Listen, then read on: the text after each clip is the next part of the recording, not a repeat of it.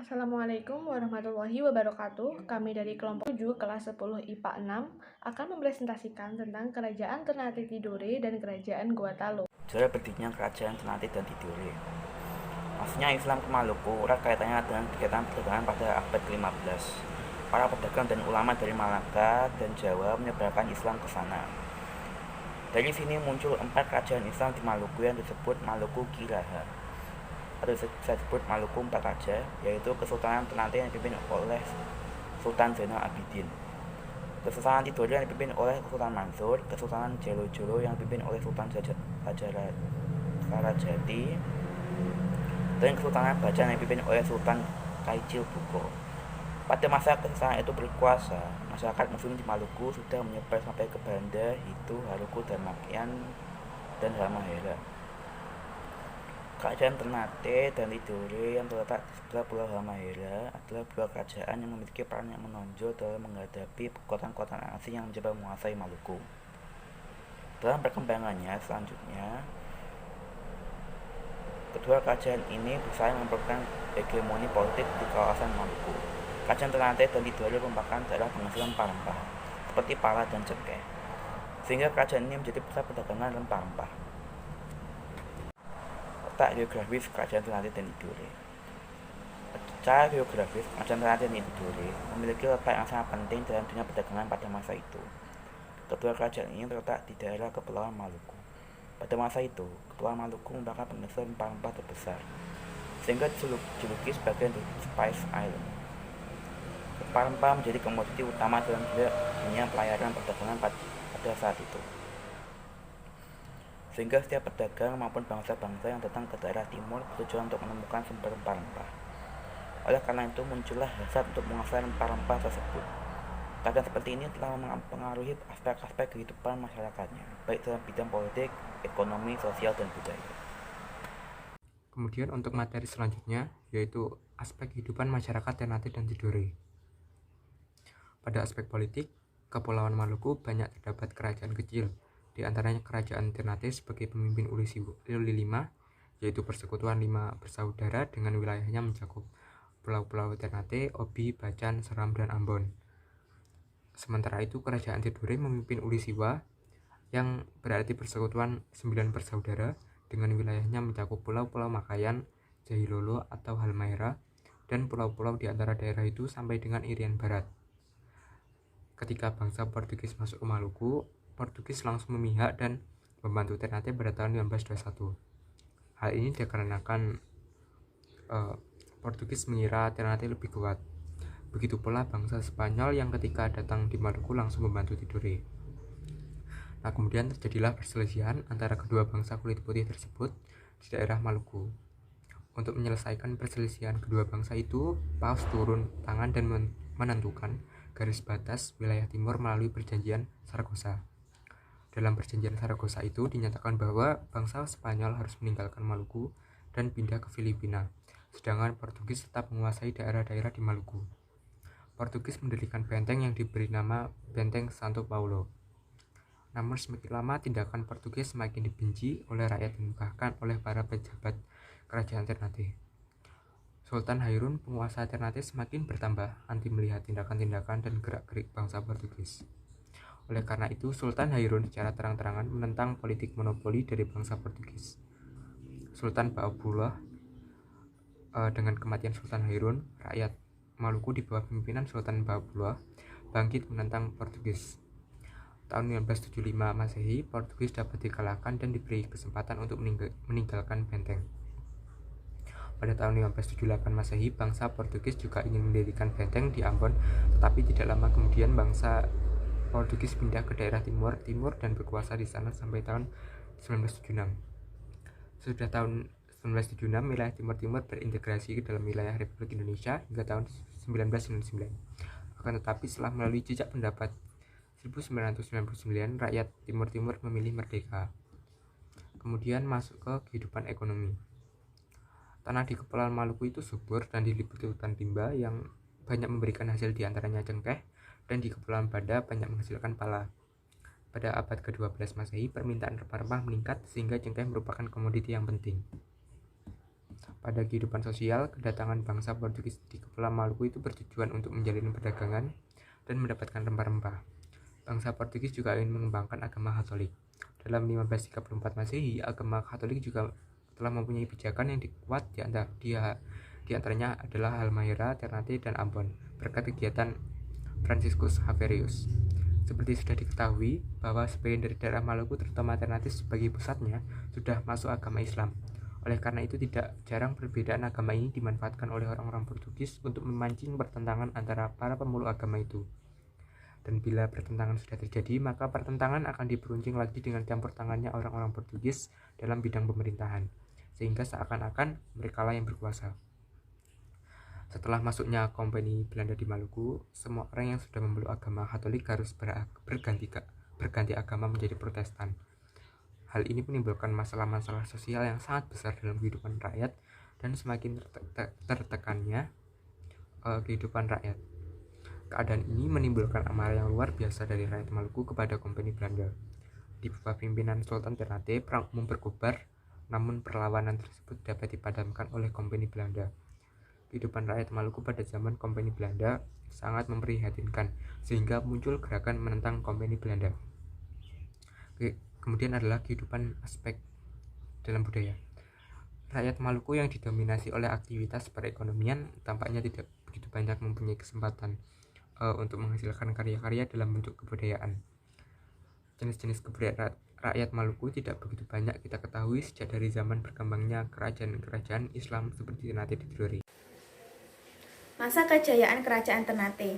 Dalam perkembangannya, Kerajaan Ternate mencapai puncak kejayaan ketika diperintah oleh Sultan Ba'abullah pada tahun 1570 sampai 1583 Masehi. Selain berhasil memperluas wilayah kekuasaan kerajaan, memperkuat angkatan militer, dan memajukan perdagangan, Sultan Ba'abullah juga gigih melakukan perlawanan terhadap Portugis. Masa kemunduran Kerajaan Ternate. Kemunduran Kerajaan Ternate disebabkan karena diadu domba dengan Kerajaan Tidore yang dilakukan oleh bangsa asing, Portugis dan Spanyol, yang bertujuan untuk memonopoli daerah penghasil rempah-rempah tersebut. Setelah Sultan Ternate dan Sultan Tidore sadar bahwa mereka telah diadu domba oleh Portugis dan Spanyol, mereka kemudian bersatu dan berhasil mengusir Portugis dan Spanyol ke luar Kepulauan Maluku. Namun, kemenangan tersebut tidak bertahan lama sebab VOC yang dibentuk oleh Belanda untuk menguasai perdagangan rempah-rempah di Maluku berhasil menaklukkan Ternate dengan strategi dan tata kerja yang teratur, rapi, dan terkontrol dalam bentuk organisasi yang kuat.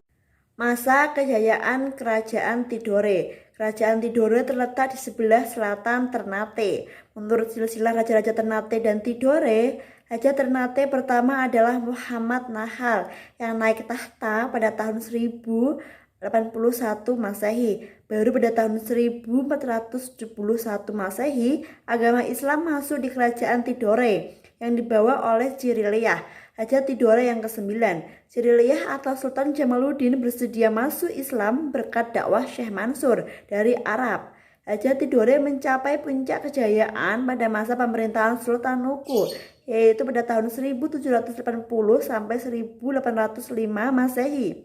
Sultan Nuku dapat menyatukan Ternate dan Tidore untuk bersama-sama melawan Belanda yang dibantu oleh Inggris. Belanda kalah serta terusir dari Tidore dan Ternate. Sementara itu, Inggris tidak mendapat apa-apa kecuali hubungan dagang biasa.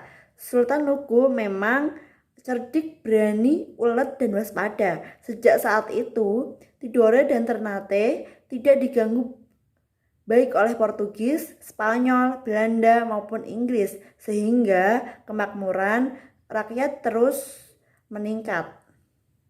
Wilayah kekuasaan Tidore cukup luas, meliputi Pulau Seram, Makian Halmahera, Pulau Raja Ampat, Kai, dan Papua. Pengganti Sultan Nuku adalah adiknya, Zainal Abidin. Ia juga giat menentang Belanda yang berniat menjajah kembali. Masa kemunduran Kerajaan Tidore. Kemunduran Kerajaan Tidore disebabkan karena diadu domba dengan Kerajaan Ternate yang dilakukan oleh bangsa asing, yaitu Spanyol dan Portugis. yang bertujuan untuk memonopoli daerah penghasil rempah-rempah. Setelah Sultan Tidore dan Sultan Ternate sadar bahwa mereka sedang diadu domba oleh Portugis dan Spanyol, mereka kemudian bersatu dan berhasil mengusir Portugis dan Spanyol keluar Kepulauan Maluku. Namun, kemenangan tersebut tidak bertahan lama, sebab VOC yang dibentuk Belanda untuk menguasai perdagangan rempah-rempah di Indonesia, yaitu di Maluku, berhasil menaklukkan Ternate dengan strategi dan tata kerja yang teratur, rapi, dan terkontrol dalam bentuk organisasi yang kuat. Terima kasih. Sejarah berdirinya Kerajaan Goa Talo. Kerajaan Goa bergabung bersama Kerajaan Talo pada abad ke-17, yang merupakan salah satu dari banyaknya kerajaan lokal di Sulawesi. Dicatat dalam berita Tome Pires bahwa banyak sekali kerajaan Sulawesi Selatan yang menyembah berhala. Kerajaan Goa sendiri baru menyembah Islam ketika Daeng Manrabia, Sultan Alauddin I memeluk agama Islam. Kerajaan Goa Talo tumbuh menjadi penguasa terbesar di Sulawesi sampai pesisir Kalimantan, Maluku, dan Nusa Tenggara. Kerajaan ini adalah gerbang perdagangan dengan Nusantara bagian timur. Pengaruhnya menurun ketika kalah dalam Perang Makassar melawan VOC dan kerajaan lokal lainnya. Dalam sejarah Kerajaan Goa terdapat sejarah perjuangan Sultan Hasanuddin dalam mempertahankan kedaulatannya terhadap upaya penjajah politik dan ekonomi Kompeni VOC Belanda. Semula VOC tidak menaruh perhatian terhadap Kerajaan Goa Talo. Berita tentang pentingnya Kerajaan Goa Talo didapat setelah kapal Portugis dirampas oleh VOC pada masa Gubernur Jenderal J.P. Coen di dekat perairan Malaka. Di dalam kapal tersebut terdapat orang Makassar. Dari situlah mereka mendapat berita tentang pentingnya pelabuhan Somba Opu sebagai pelabuhan transit terutama untuk mendatangkan rempah-rempah dari Maluku. Pada 1634, VOC memblokir kerajaan Goa, tetapi tidak berhasil. Peristiwa peperangan dari waktu ke waktu terus berjalan dan baru berhenti antara tahun 1637 sampai 1638 Masehi.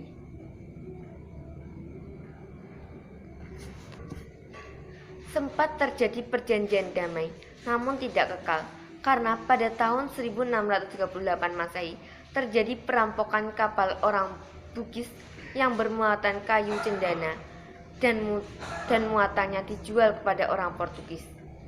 Perang di Sulawesi Selatan ini berhenti setelah terjadi perjanjian bunganya pada tahun 1667 yang sangat merugikan pihak Goa Talo.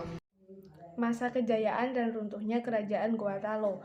Goa Talo berjaya pada awal sampai pertengahan abad ke-17, tepatnya ketika Karaeng Goa Talo bersama-sama menganut Islam dan membentuk aliansi untuk mendominasi kawasan.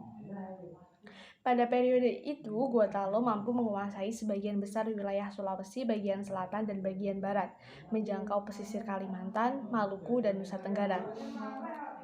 Goa Talo juga berdagang dengan Jawa, Malaka, Cina, dan India untuk pemenuhan berbagai kebutuhan. Sementara mereka memperdagangkan kapur barus, beras, dan bahan makanan lainnya sebagai komoditas utama. Goa Talo menjadi gerbang perdagangan antara barat dengan sumber rempah di Maluku. Di sisi lain, kejayaan ini semakin memupuk kebencian dari raja-raja lokal lainnya seperti Wajo dan Bone. Mereka membentuk aliansi memusuhi Goa Talo yang kemudian disambut dengan bantuan dari VOC. Kemunduran kerajaan Goa Talo sebagai pemilik dominasi Sulawesi sebenarnya terjadi secara langsung setelah kekalahan Hasanuddin pada 1667 melawan VOC dan Bone. Kekuatannya terus melemah, terlebih karena penetrasi VOC yang semakin kuat di wilayah tersebut. Goa Talo menjadi dapat bertahan sampai akhir abad ke-19, meskipun dengan kekuasaan yang semakin sempit. Pada tahun 1895, pemerintahan kolonial Hindia Belanda mulai gencar melakukan penaklukan di wilayah Sulawesi. Riwayat Gua Talo berakhir ketika Karaeng Lembang Perang Sultan Husain.